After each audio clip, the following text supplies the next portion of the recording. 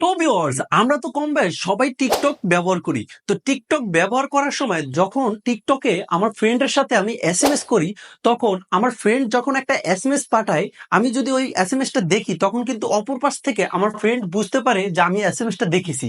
তো টিকটকে এমন একটা সেটিংস আছে, আপনার ফ্রেন্ডে যে এসএমএসটা পাঠাবে ওটা আপনি গোপনে দেখবেন, কিন্তু আপনার ফ্রেন্ড কেউ বুঝতেই পারবে না আপনি এসএমএসটা দেখেছেন কিনা। তো ভিউয়ার্স, কিভাবে এই ট্রিক্সটা আপনার মোবাইলে আপনি সুন্দরভাবে অ্যাপ্লাই করবেন আমি আপনাকে দেখিয়ে দিব। আপনি আমার মোবাইল স্ক্রিনে ফলো করুন।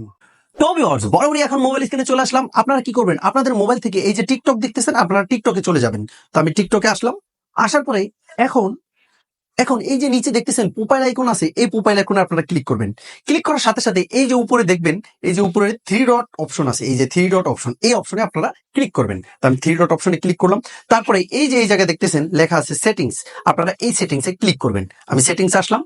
সেটিংসে আসার পরে ভিউয়ার্স, এখন এই জায়গায় দেখেন এই যে সুন্দরভাবে লেখা আছে প্রাইভেসি, আপনারা এই জায়গায় ক্লিক করবেন। আমি প্রাইভেসিতে আসলাম। প্রাইভেসিতে আসার পরে এখন আপনারা কি করবেন, একটু স্ক্রল করবেন, একটু স্ক্রল করবেন।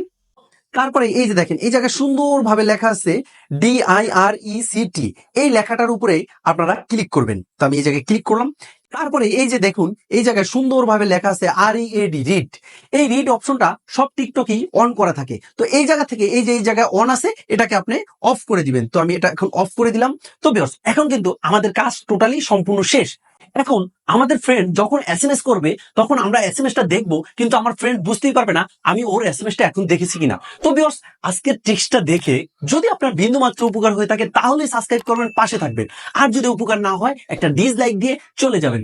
তো ভিউয়ার্স, আমি শাকিল, আজকের মতন আল্লাহ হাফেজ।